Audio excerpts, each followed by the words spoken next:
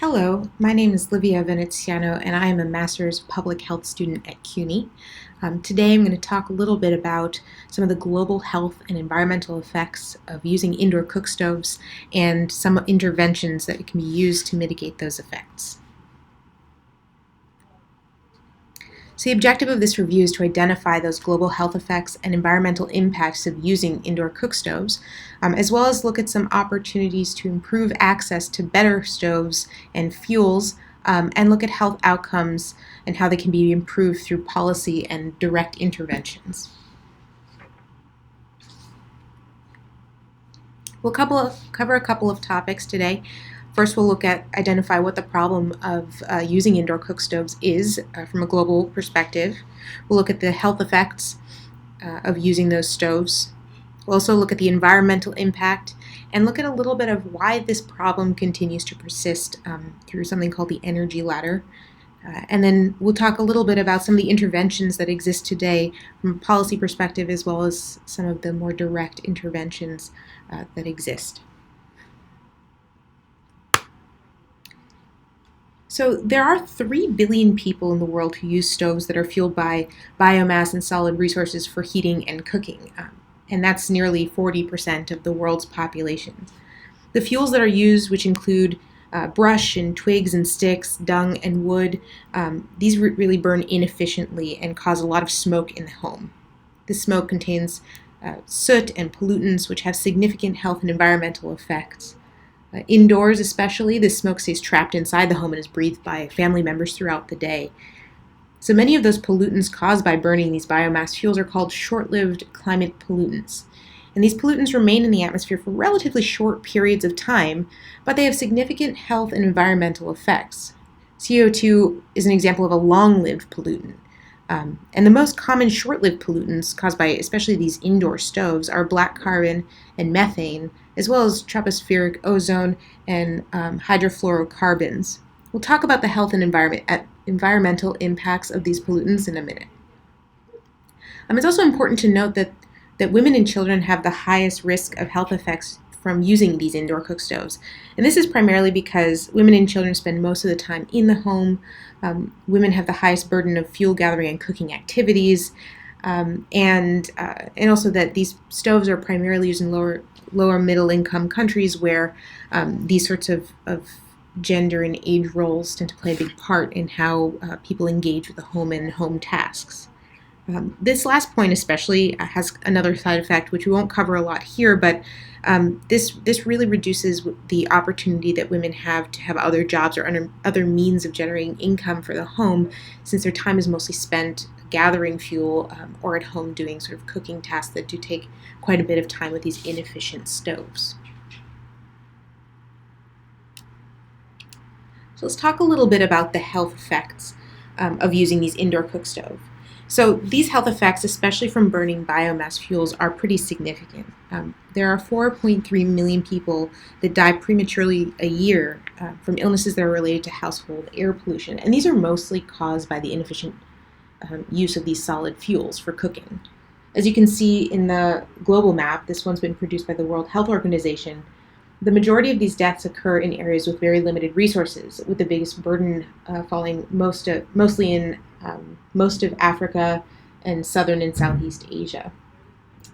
Respiratory-related diseases and cancers are among the most common causes of death directly related to this air pollution. This includes pneumonia, stroke, and lung cancer, and together they make up the majority of reported premature deaths. But that said, there are many studies that link other types of cancers to indoor air pollution, so there are many opportunities for additional research regarding disease caused by smoke from indoor cook stoves that can be done and really should be funded, and I've called out a few here.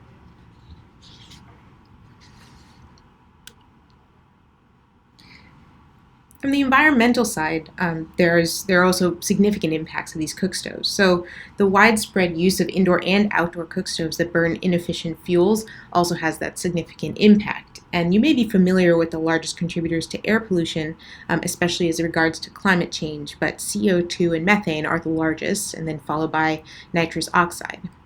Black carbon, which is also emitted as a part of CO2 emissions from cook stoves, contributes to an estimated 25 to 50% of global warming attributed to CO2 emissions. And over 1/4, or some estimates go as high as 80% in some areas, of black carbon emissions are produced by those residential uses. So you can see that this is a really large impact, or a large segment of those emissions are coming from just the use of these indoor cook stoves. So reducing these emissions from indoor cook stoves can have a really significant impact on overall black carbon emissions that contribute to global warming, as well as methane. And reducing emissions from these short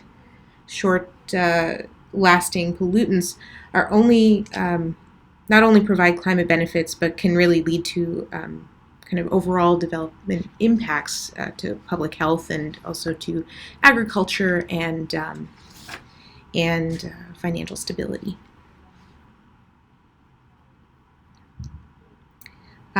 So why does this problem persist, and can't we just get everyone to use better fuel? It's not really so simple.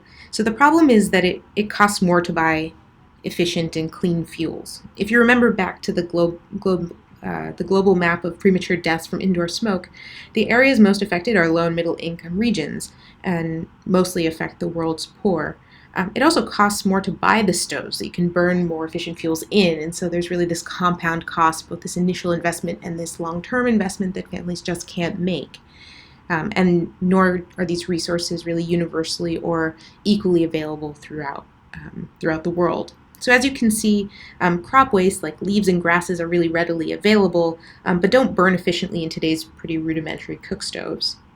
Charcoal and kerosene are much more efficient, but require homes to have much higher income, and electricity is really the most cost prohibitive, along with the technologies that are required to generate electricity. And that's not only on the individual home level, but that can also be in the the town or the village or the regional or country level, where these may or may not be available resources.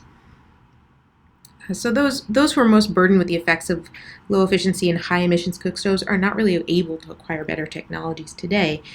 And to add to that, the World Bank really projects that these biomass fuels will remain pretty much unchanged over the next 20 or 30 years because of really significant economic fuel resource distribution and technology access challenges. So it's not a simple problem to address. But there are many ways in some of these problems have started to be addressed. So the World Health Organization guidelines have some standards for indoor air quality, with recommendations of types of fuels and technology, and distribution of these newer cook stoves and technologies. The Climate and Clean Air Coalition, to reduce these short-lived climate pollutants, also have these types of standards, but these standards are not necessarily policy as much as they are nice guidelines to have. There's also an organization, the Global Alliance for Clean Cook Stoves, which is a public-private partnership which is led by the United Nations Foundation. And their objective is really to reach a little bit beyond developing just greater access to these fuels and cook stoves, but they recognize that reducing the health effects of using these types of cook stoves can really save millions of lives and lead to social and economic change, and largely by reducing the amount of time women spend collecting fuels for the home. Their primary objective at the end of the day, which I think is a big one, is their objective for 2020 is to reach 100 million households to adopt more efficient stoves. And so it's an ambitious goal, but I think it certainly would have a big impact. There are also some direct interventions that have been done. So a lot of nonprofit companies are manufacturing, distributing safer cook stoves, as well as understanding that there are ones that are regionally specific. So both the biomass stoves that will burn fuel more efficiently without necessarily changing the fuel, and then also developing stoves that are more relevant to styles of cooking, to resources that are available, whether electric run or not. There are things like that. Another thing to note is that the use of polluting fuels also poses a pretty major risk on sustainable development, and so the lack of addressing these challenges really does pose significant barriers to actually reaching sustainable development goals.